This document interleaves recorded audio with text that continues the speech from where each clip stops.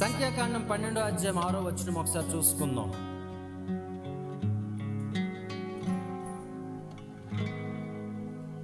సంఖ్యాకాండము 12వ అధ్యాయం 6వ వచనం.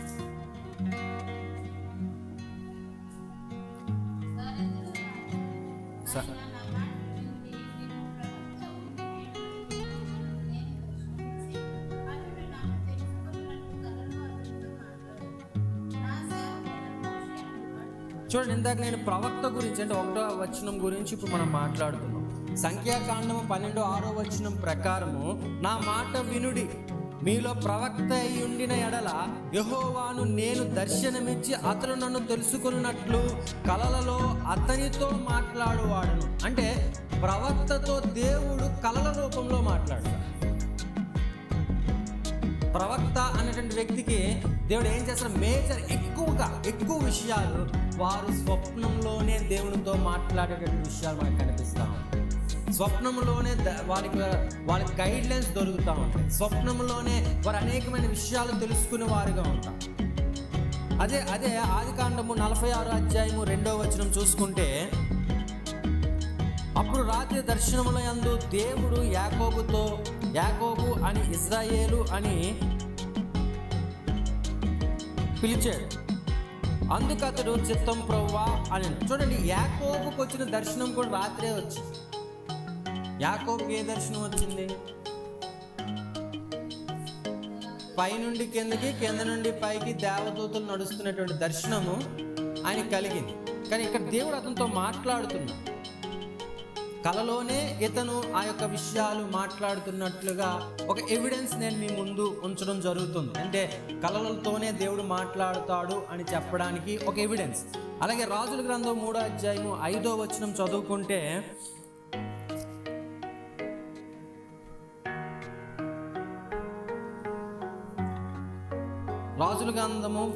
మొదటి రాజుల గ్రంథము 3వ అధ్యాయము 5వ వచనం. గిబియోన్లో యెహోవా రాత్రివేళ స్వప్నమందు సొలొమోనుకు ప్రత్యక్షమై, నేను నీకు దీనినిచ్చుట నీకు నిష్టమేనా దానిని నడుగుమని దేవుడు అతనితో సెలవిచ్చింది. చూడండి, సొలొమోనుకి దేవుడు నీకు ఏది కావాలి అని అడుగుతున్నటువంటి మాటలు రాత్రి స్వప్నమందే ఆయన పొందుకున్నాడు. నీకేం కావాలి? నీకు ఇవ్వడానికి నాకు ఇష్టమే, నువ్వు ఏది అడిగితే అది నీకు ఇస్తాను అనేటువంటి విషయము రాత్రి స్వప్నమందే దేవుడు మాట్లాడు. అంటే కలలతో స్వప్నముతో దేవుడు మాట్లాడుతాడు అనే విషయాన్ని ఎవిడెన్స్గా మనం బైబిల్లో నుండి కొన్ని వచనాలు, అన్ని వచనాలు నేను చెప్పట్లేదు, ఒక 3 వచనాలు మాత్రమే నేను మీకు హైలైట్ చేసి వాటి గురించి నేను తెలియచేశాను. ఏంటి ప్రవక్త అన్నటువంటి వ్యక్తికి స్వప్నము ద్వారా దేవుడు మాట్లాడుతాడు, తన యొక్క ఆలోచన వారికి తెలియచేస్తాడు. 2వ వచనం ప్రకారము దేవుని స్వరము గురించి ఇక్కడ మనం మాట్లాడదాం. ఇర్మియా గ్రంథము 2వ అధ్యాయం 12వ వచనం చూస్తే, ఇర్మియా గ్రంథము 2వ అధ్యాయము 12వ వచనం, ఆకాశమా దీన్ని బట్టి విస్మయపడుము, కంపించుము, బొత్తిగా ఎండిపోము, ఇదే యెహోవా వాక్కు. దేవుడు తనకి ఆజ్ఞాపిస్తున్నాడు. ఎవరిని బట్టి? ప్రజలను బట్టి. దేవుడు సృష్టికి దేవుడు ఒక మాట తెలియజేస్తున్నాడు. ఏంటి అని అంటే, విస్మయం ఉంది, కంపించు, బొత్తిగా ఎండిపో, బొత్తిగా పాడైపో. దీనివల్ల ఎవరు ప్రాబ్లం ఫేస్ చేస్తారు? ప్రజలే. ఇప్పుడు చైనాలో ఒక రకమైన బీభత్సం జరిగింది. ప్రస్తుతానికి ఎలాగుందో తెలియదు. దేశములో నీటితో నిండిపోయాయి. చాలా ప్రాంతాలు వరదల్లో కొట్టుకొని చాలామంది చనిపోయారు. దానికి ముందు విన్నటువంటి వార్త ఏంటి అంటే, మడ్ అంటే బురదతో ఉన్నటువంటి సునామీ ఏర్పడి, సునామీ అంటే సముద్రం నుండి రాలేదు, ఇది ఎట్నుండి వచ్చింది? కొండలపై నుండి కిందకి దిగజారి. అంటే ఎన్నో గృహాలు అన్నీ కూడా మొత్తం బురదతో నిండిపోయి కొట్టుకొని పోయినటువంటి విషయాలు చూసాం. అంతేకాకుండా ఎడారుల్లో ఇసుక తుఫాను అది భయంకరంగా కనిపిస్తుంది. ఇసుక తుఫాను అటువంటి విషయాలు చైనాలో జరుగుతున్నాయి. అంటే ఇంకో దగ్గర ఆస్ట్రేలియాలోని ఇంకెక్కడో మరలా ఏం ఏర్పడింది అంటే కారు చిచ్చు ఏర్పడింది. భూమి మీద దేవునికి వ్యతిరేకముగా తయారవుతున్న కొలది దేవుడు ఏం చెప్తున్నాడంటే వాటికి ఆజ్ఞాపిస్తున్నాడు. ఒకానొకప్పుడు ఏమొచ్చాయి అంటే కరువులు వచ్చాయి. బైబిల్లో చాలా కరువులు మనకు తెలుసు, కానీ నాకు తెలిసి ఏ కరువు నాకు తెలియలేదు. అంటే నేను పుట్టి ఇప్పుడు వరకు కరువు అనేది నాకు తెలియలేదు. ఎందుకంటే మనిషి మేధస్సుతో డెవలప్ అయ్యాం. ఆ రోజుల్లో కరువు అంటే డ్యామ్స్ ఉండేవి కాదు. వాటర్ వస్తే ఆ వాటర్ను ఉపయోగించుకోవాలి. వర్షాలు పడకపోతే ఎన్ని సంవత్సరాలు వర్షాలు పడవో అన్ని సంవత్సరాలు నీరు ఎండిపోద్ది, కాబట్టి కరువు ఏర్పడి. ఇప్పుడేమవుతుందంటే కొద్దో గొప్ప నీటిని మనం సేకరిస్తున్నాం, నిల్వ చేస్తున్నాం, కాబట్టి కరువు పరిస్థితులు కొంచెము తగ్గాయి. నేను ఒకసారి విన్నాను, ఒకనొక టైంలో నీరు లేక నీరు ఎండిపోతూ డెడ్ అయిపోతున్న టైం వరకు వెళ్ళి మరలా వర్షాలు పడేటప్పుడు నిల్వలు ఏర్పడ్డాయి. కాబట్టి అటువంటి సిచ్యువేషన్స్ చూడలేదు. కానీ ఫేస్ చేసినటువంటి విషయాలను ఎలాగొచ్చాయి ఇవి, దేవుడికి ఎందుకు ఇంత ఆక్రోషం మన మీద అంటే ఒకటే, దేవుని వైపు మనము తిరగడం లేదు, దేవునితో మనం సహవాసము చేయడం లేదు, దేవునితో మనం ఆరాధనలో ఉండడం లేదు, మనకున్న సమయంలో కొంత సమయం దేవునితో గడపడం లేదు. యూదా ఇశ్రాయేల్ దేవునికి నిబంధన అయిన ధర్మశాస్త్రాన్ని, ఆయన మందిరాన్ని, ఇంకా ఆయన నుండి అనేక వాగ్దానాలు పొందారో లేదా ఇజ్రాయెల్ ప్రజలు? దేవుడు వాళ్ళకే ఫస్ట్ వాక్యం అందింది. వాళ్ళకే దేవుడు ఏమన్నాడంటే నేను మిమ్మల్ని అద్భుతంగా నడిపిస్తానని చెప్పింది దేవుడే వాళ్ళకి. మీకు ఏ కష్టం రాకుండా చూస్తానని చెప్పి ద్వితీయోపదేశ కాండంలో 24వ అధ్యాయంలో మనకు కనిపిస్తుంది. ఒక చేటభారతం అనే దీవెనలు కనిపిస్తాయి. ప్రతిదీ నించో, పడుకో, ముందుకెళ్ళు, తిను, ఎక్కడుంటే అక్కడ అని. ఇవన్నీ ఎందుకు దేవుడు ఇస్తానన్నాడంటే మీరు నాతో ఉంటే వీటిని మీరు పొందుకుంటా. మనం పొందుకోవట్లేదు అంటే అర్థం ఏంటో తెలుసా? మనం దేవునితో లేము అని అర్థం. మనం తెలుసుకోవాలి. లేము అని అనిపించేటప్పుడు మనం ఏం చేయాలంటే ప్రయత్నము చేసి దేవుని దగ్గరగా మనము వెళ్ళాలి. వీళ్ళు చేస్తున్న పని అంటే దేవుడు ఎన్ని చేసి యోధాకి ఇశ్రాయేల్ దేవునికి నిబంధన, ఆయన ధర్మశాస్త్రాన్ని, ఆయన మందిరాన్ని, ఇంకా ఆయన నుండి అనేక వాగ్దానాలు వీళ్ళు పొందుకున్నారు.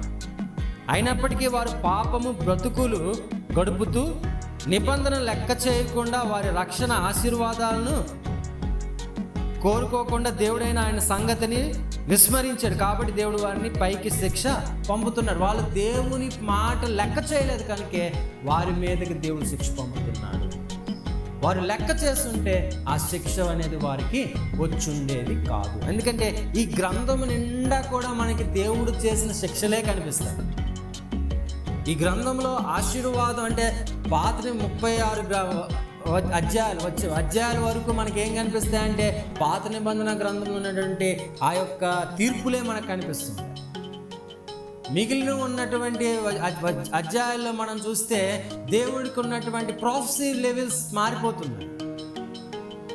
ఈయనొక్కడే రాబోతున్నటువంటి కుమారుడు గురించి రాశారు.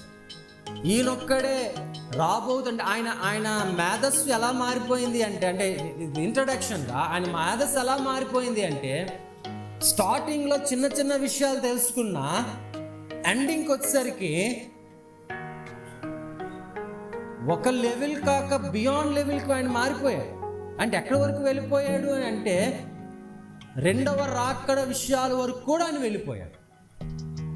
కేవలం యేసు ప్రభు యొక్క గురించి ఆయన చెప్పలేదు, రెండవ రాకడలో దేవుని యొక్క ఉద్దేశాలు ఎలాగున్నాయో చెప్పగలిగినంత మేధాశక్తిని ఆయన పొందుకున్నాడు.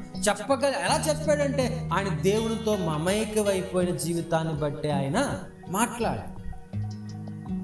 ఏమండి, కనుకనే అంటాను దేవునికి మనం ఎంత దగ్గరగా ఉంటామో అంత మేలు మనం పొందుకుంటాము.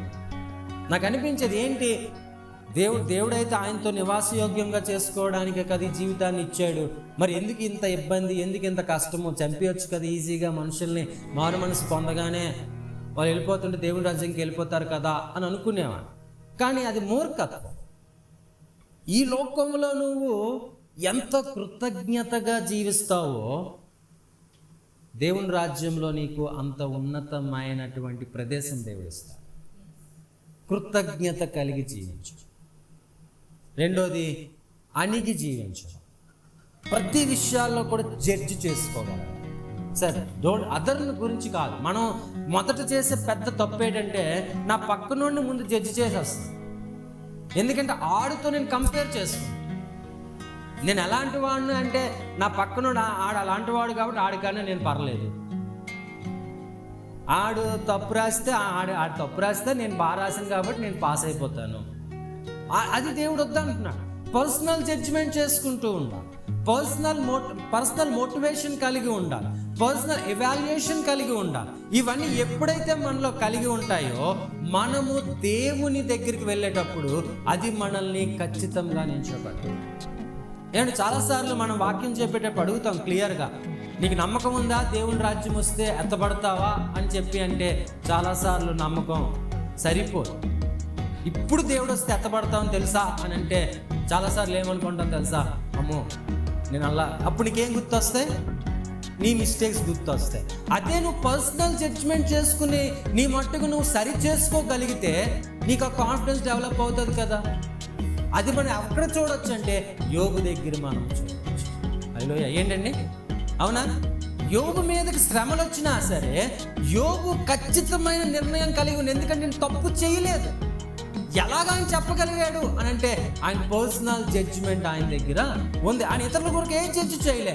ఆయన గురించి మనం చదువుకుంటే ఆ మొత్తం అంతట్లో కూడా ఎక్కడ కూడా ఒక్కరి మీద కూడా, తన స్నేహితుల మీద నింద వేయలేదు, తన భార్య మీద నింద వేయలేదు, దేవుడి మీద కూడా నింద వేయలేదు. నా కర్మ ఎలాగుంటే నేనేమి చేయలేదు. కానీ నేను ఒక్క మాట కూడా ఆయనకి అన్నాను, నేను న్యాయంగానే ఉన్నాను, నేను దేవునికి ఎటువంటి విరోధంగా ఏ కార్యము కూడా చెయ్యలేదు అనే స్టాండర్డ్ ఆయన దగ్గర ఉంది. కాబట్టి ఆయన దేవుని రాజ్యంలోకి వెళ్ళడానికి అర్హత కలిగి ఉంది. నేను అంటున్నాను, మనం కూడా అటువంటి స్టాండర్డ్స్ని డెవలప్ చేసుకోవాలి. 3వ వచనం చూసుకుంటే, ఇజ్రాయేలుకు తెలివి లేదు అని దేవుడు చెప్పినటువంటి మాటకి ఇర్మియా రాసినటువంటి గ్రంథం 8వ అధ్యాయము 7వ వచనం చూసుకుంటే, నా ప్రజలు యెహోవా న్యాయ విధిని ఎరుగరు అనేటువంటి మాట మనం చూస్తున్నాం. ఇప్పుడు కూడా ప్రజలమైనటువంటి మనకి దేవుని యొక్క న్యాయ విధి మనకి తెలియదు. తెలుసా? దేవుడు ఏ ప్రాతిపదిక అంటే ఏ యొక్క గైడ్ లైన్స్ని బట్టి ఆయన తీర్పు తీరుస్తాడు తెలుసా మనకి? మనము దీన్ని పెట్టుకొని ఆలోచన చేస్తాం. ఆయన మనస్సాక్షిని బట్టి తీర్పు తీరిస్తే, మన మనస్సాక్షి మన శత్రువు, అవునా? నీలోనే ఉంటుంది నీ మనస్సాక్షి నీ శత్రువు. దాన్ని జయించగలిగితేనే నువ్వు హ్యాపీ. దాన్ని జయించాలి అంటే అంత దేవునితో ముడిపడి ఉంది, నీ మనస్సాక్షి మీద ఆధారపడి ఉంది అన్నాడు. ఇర్మియా గ్రంథంలో ఆయన చెప్తున్నాడు, నా ప్రజలు యెహోవా న్యాయ విధి ఎరుగురు. ఎందుకంటే ఆ న్యాయ విధి తెలియదు కాబట్టే వారు తిరస్కరిస్తున్నారు. ఎందుకంటే లోకం అద్భుతంగా కనిపిస్తుంది. మనం చూస్తుందంతా లోకమే. మనం తెల్లవారు కళ్ళు తెరిస్తే రాత్రి పడుకునేటంత వరకు మన కళ్ళ ముందు కనిపించేదంతా కూడా లోకమే. ఈ లోకాన్ని మనం ఆలోచన కలిగి ఉంటున్నాం కాబట్టి లోకరీతిగా జీవించాలనుకుంటున్నాం. కానీ కనిపించినటువంటి దేవుని వైపు నువ్వు ఎప్పుడైతే మక్కువ చూపించి జీవించడానికి ఇష్టపడతావో అప్పుడు నీకు తెలుస్తుంది ఒరిజినాలిటీ ఏంటి అని. బాప్తీసం తీసుకుంటే పరలోకం వెళ్ళిపోతాం కాబట్టి బాప్తీసం తీసుకున్నాం, కానీ నమ్మకం లేదు, అవునా? బాప్తీసం నువ్వు ఎందుకు బాప్తీసం తీసుకున్నావు అని ఎవరికైనా అడిగితే ఏం చెప్తారు? ప్రథమంగా ఇన్ఫ్లుయెన్స్డ్గా క్లియర్గా తీసుకుంటే యేసు ప్రభు నన్ను స్వర్గానికి తీసుకువెళ్తాను. ఎందుకంటే వాక్యాలు చాలా అవే చెప్పాయి, మనం కూడా అవే బోధిస్తున్నాం. కానీ అక్కడ ఇంకోటి ఉంది, తీసుకున్నంత మాత్రాన కాదు కానీ దేవునిలా జీవించాలి. కండిషన్ అప్లై ఉందా లేదా? అక్కడ మనము ఎక్కడికి వెళ్ళిపోతున్నామో తెలుసా? తీర్పులోకి వెళ్ళిపోతాం. నువ్వు తీర్పులోకి వెళ్ళకూడదు అంటే నువ్వు దేవుని పోలి జీవించాలి. నువ్వు తీర్పులోకి వెళ్ళాలి అంటే నువ్వు దేవుని పోలి జీవించాల్సిన అవసరం లేదు. దేవుని పోలి జీవించడం అంటే నీ జీవిత కాలం టైం ఉంది, నీవు యూ హ్యావ్ టు ట్రై. చనిపోతే అదవదు. కానీ ఆ విషయం వీరికి తెలియదు అని ఇర్మియా రాసినటువంటి గ్రంథంలో కనిపిస్తుంది, యెషయా రాసిన గ్రంథంలో కనిపిస్తుంది. వీరంతా సమకాలికమైనటువంటి వ్యక్తులుగా ఉండే టైంలో వీరు చూస్తూ బాధపడుతూ దేవుడు చెప్తున్న మాటలను ప్రజలకు క్లియర్గా ఎక్స్ప్లెయిన్ చేస్తున్నారు. కానీ ప్రజలే దాన్ని చూడట్లేదు, వారు నడవట్లేదు. ఇర్మియా రాసిన గ్రంథమే 9వ అధ్యాయము 3వ వచనం చూస్తే,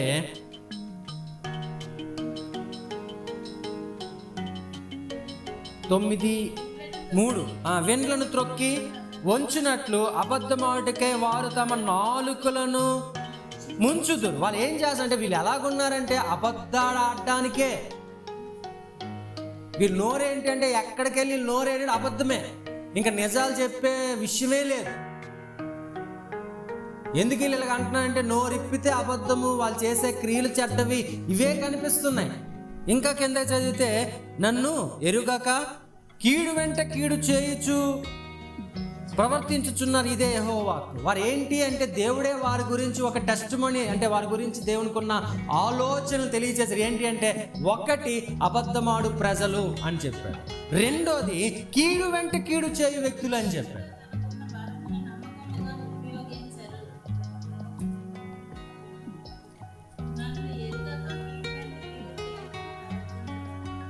నేను అది రెండే చెప్పాను, ఆ మధ్యలో అది ఉపయోగిస్తారని. అక్కడ ఉన్నవి రెండే, ఒకటి అబద్ధమాడు ప్రజలు, రెండు కీడు చేసే ప్రజలు. ఎవరు కీడు చేస్తే తమలో ఉన్నటువంటి వ్యక్తులకే. ఎవరి దగ్గర అబద్ధం అంటే తన సహోదరులకే. అబద్ధమైనటువంటి బోధ కాదు, అబద్ధమైనటువంటి వ్యక్తుల మీద, అంటే వ్యక్తుల మీద సహాయం చేసి హెల్ప్ చేసే గుణం లేదు, అబద్ధ సాక్ష్యాలు చెప్తా ఉంటారు. ఇప్పటికీ ఎందుకు కొన్నిసార్లు ఈ మాటలు బయటకు వచ్చి సంఘంలో చెప్తుంటారంటే, ఆ యొక్క ట్రాన్స్పరెంట్ లెవెల్స్ మన దగ్గర కనిపించట్లే, ట్రాన్స్పరెంటెడ్గా ఉండట్లే. మనము ఏం ఎక్స్పెక్ట్ చేస్తున్నామంటే, ఎవరైనా అలాగ ఉంటే అలాగ ఉందాం అనుకుంటాం. నువ్వెందుకు ఉండకూడదు? స్టార్టింగ్ నువ్వెందుకు ఆ యొక్క ఇనిషియేటివ్ తీసుకోకూడదు? నువ్వెందుకు అలాగ ఉండడానికి నువ్వెందుకు నించోకూడదు? ఎవరో నించుంటే నేను నించుంటాను, ఎవరొక్కలైనా నాకు చూపించి లోకంలో అలాగున్నవాడిని ఒక్కడనే చూపించు, నేను అప్పుడు ఉంటాను అంటే ఎవరూ లేరు, నువ్వు ఉండవు. ఎవరు వెళ్ళరు, నువ్వు వెళ్ళవు. ఈ విషయాన్ని బట్టి మనం ఆలోచించే రీతి, లేకపోతే ఆలోచన విధానంలో దేవునికి దూరమై ఉంటే పడేటటువంటి ఇబ్బంది, దేవునికి దూరంగా ఉంటే శ్రమ, ఈ విషయమే దేవుడు మాట్లాడుతున్నాడు. ఆయన, నా ప్రజలు నా మాట వెనక దూరంగా, నా ప్రజలు నా మాట వినట్లేదు అని చెప్తూ ఆయన బాధపడుతున్నాడు. యెహోషువ రాసిన గ్రంథం 5వ వచనం చూసుకుంటే, అదే యెహోషువలో 9వ అధ్యాయం 13వ వచనం ఒకసారి చదువుదాం. ఆయనను జనులు తమ్ము కొట్టిన వాని తట్టు తిరుగుతా లేదు, సైన్యములకు అధిపతి యొక్క యెహోవాను వెతకరు. ఎవరైతే కొడుతున్నాడో ఆయన మీద తిరగట్లేదు. నన్ను కొడతావా అని వెనక్కి. అక్కడ ఏం జరగాలంటే మౌల్డ్ అవ్వ. దీని గురించి మనకు ఆలోచన వస్తుంది. ఎక్కడ దేవుడు ఒక ప్రవక్తతో మాట్లాడుతూ చెప్తున్నాడు, కుమ్మరి వాణి యొద్దకు వెళ్ళి నువ్వు చూడు. కుమ్మరివాడు ఏం చేస్తున్నాడు అని అంటే, కుమ్మరివాడు తొక్కుతున్నాడు. తొక్కుతునేటప్పుడు విరిగితే దాన్ని పారేస్తాడు. మౌల్డ్ అంటే అది మౌల్డ్ అయితే, లేకపోతే దాని గురించి తను తగ్గించుకుంటే అద్భుతమైనటువంటి పరికరంగా మార్చుతాడు. ఇక్కడ దేవుడు ఏం మాట్లాడుతాడు, ఆయనను జనులు తమ కొట్టు వాణి తట్టు తిరగట్లేదు. నేను ఎవరైతే గద్దిస్తున్నానో గద్దింపుకు లోబడట్లేదు. నేను వారితో మాట్లాడాలనుకుంటే పారిపోతున్నా, వారితో సహవాసం చేయాలంటే పారిపోతున్నా, వారికి వారు చేస్తున్న క్రియలే గొప్ప అనుకుంటున్నారు. అవి నాకు విరోధంగా కనిపిస్తుంది. వారికి నేను శిక్షకిస్తున్నాను, కానీ వాడు లోపడట్లేదు అనేటువంటి మాట మనం చూస్తాం. ద్వితీయోపదేశ కాండం 28వ అధ్యాయం 33వ వచనం.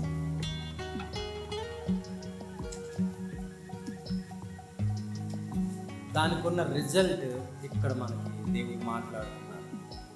ద్వితీయోపదేశ కాండము 28వ అధ్యాయం 33వ వచనం. నీ వెరుగని జనులు నీ పొలము పంటను నీ కష్టార్జితమును తినివేయి. నీవు హింసను బాధను మాత్రమే నిత్యము పొందుదువు. చూడండి, దేవునికి సన్నిహితంగా ఉండకపోతే నువ్వు కష్టపడిందంతా నీరైపోతుంది అని చెప్పాడు. ఈ ప్రాబ్లం అందరి కుటుంబాల్లో కనిపిస్తుంది. అరే, నేను ఎంత కష్టపడుతున్నాను, ఏమీ మిగలట్లేదు. నేను ఎంత సంపాదించాను, ఏమీ రావట్లేదు.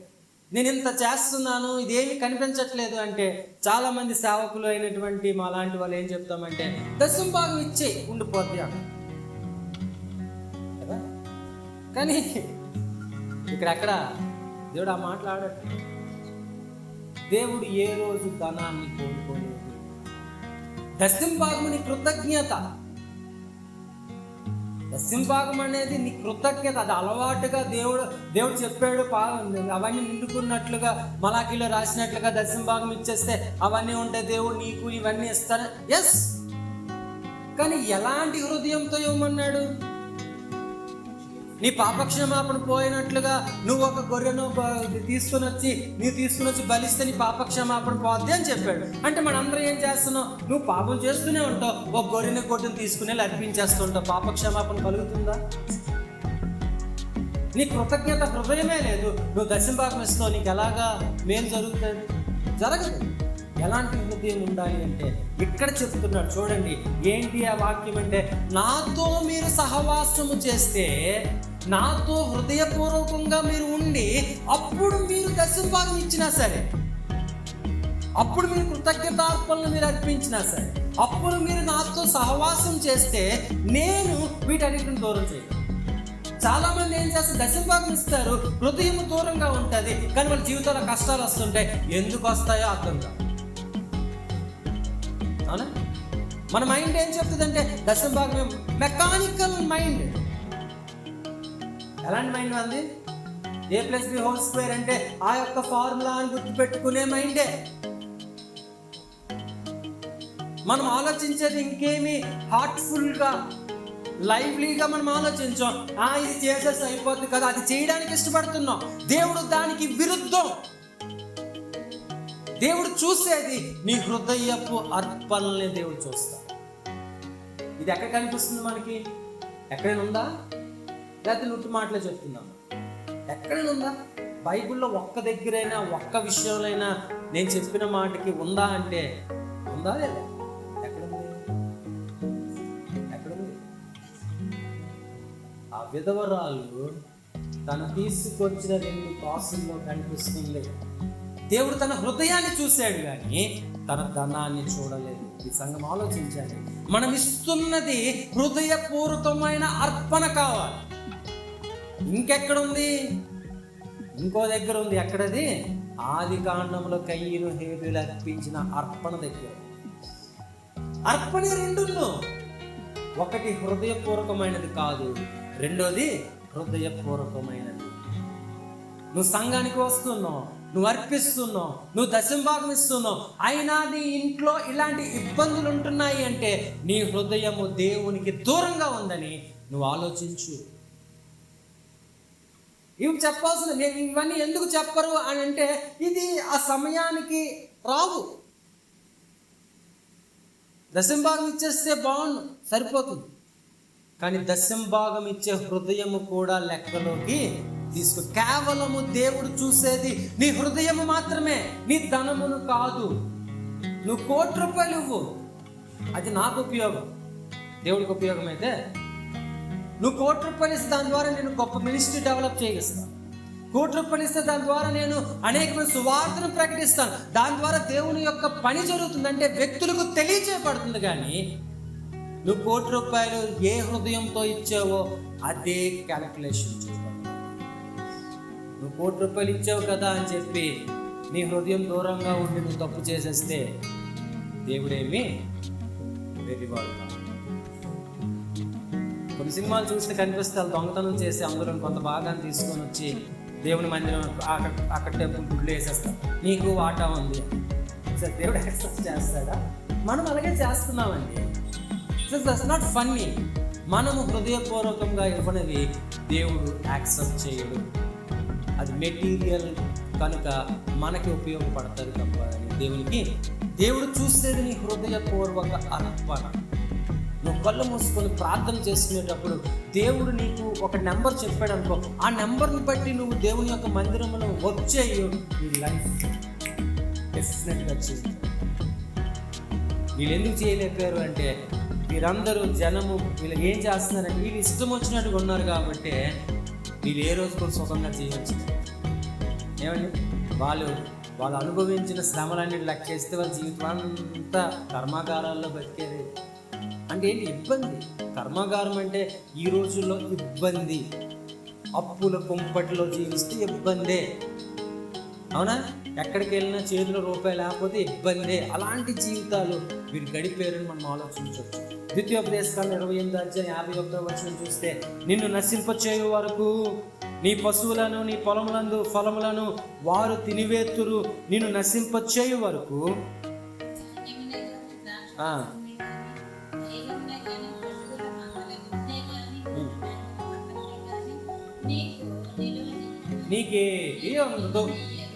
నీకేటి ఉండదు.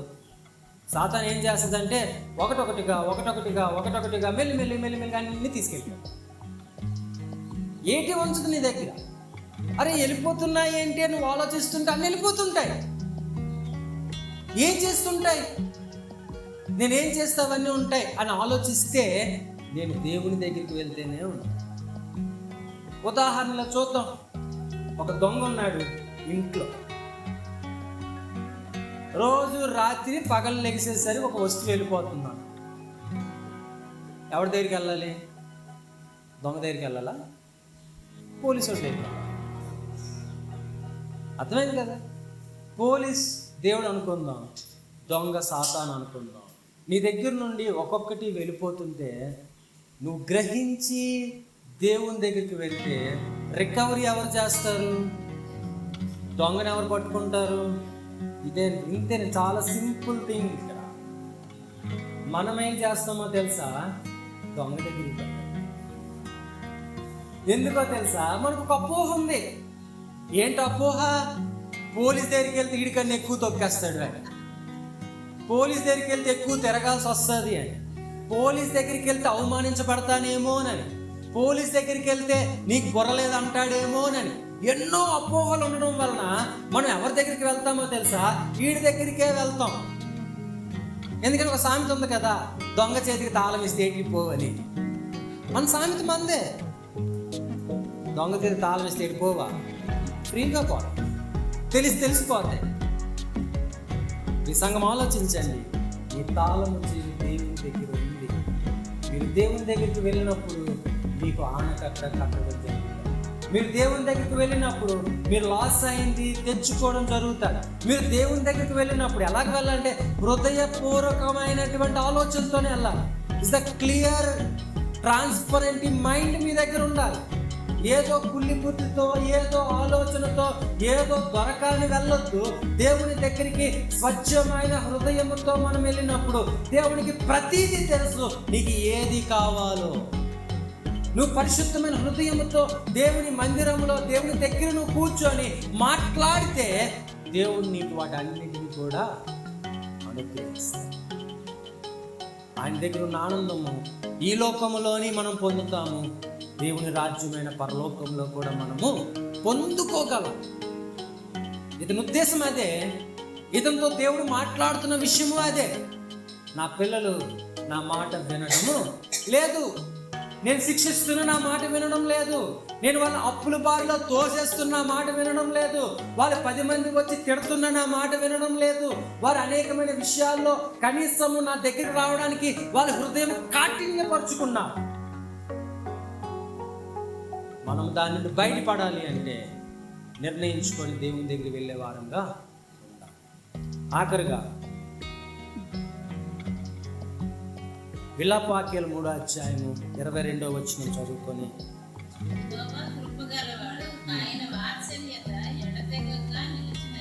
కనుక మనం నిర్మూలము కాకుండా ఓకే. చూడండి, ఇక్కడ క్లియర్గా ఆఖరిగా ఒక వర్డ్ ఏం చెప్తుందంటే, యెహోవా కృపగలవాడు. నీలో కొంచెము విశ్వాసమున్న దేవుడు ఏం చేస్తాడో తెలుసా, నీకు సహాయం చేస్తాడు. కొంచెం ఆయన కృప గలవాడు. చూడండి, దేవుడు అనేకమైన సార్లు ఇజ్రాయెల్ ప్రజల్ని వాళ్ళ శత్రు దేశానికి అప్పచెప్పినప్పుడు నిజంగా ఇజ్రాయెల్ దేశంలో ఏ ఒక్కడు లేడా? నిజంగా అందరినీ పట్టుకొని వెళ్ళిపోయారా అని అంటే లేదు, కొంతమందిని వదిలేస్తారు. ఆ కొంతమంది ఎవరో తెలుసా, దేవుని కృపను కొంచెము. నిజంగా దేవుడు అందరినీ తీసుకొని నాశనం చేయాలి. నాకు ఇది చదువుకునేటప్పుడు హిట్లర్ జ్ఞాపకం వచ్చాడు. హిట్లర్ ఇజ్రాయెల్ ప్రజలందరినీ ఊచకోత పోయడానికి సిద్ధపడ్డాడు. నిజంగా ఇజ్రాయెల్లో ఒక్కడు ఉండకూడదు అనేది అతని యొక్క మెయిన్ టార్గెట్. ఉంచగలిగాడా అంటే అది ఎంత యుద్ధం చేసినా ఎన్ని చేసినా ఇంకా ఇజ్రాయెల్ పెట్టుకున్నారంటే కారణం దేవుడు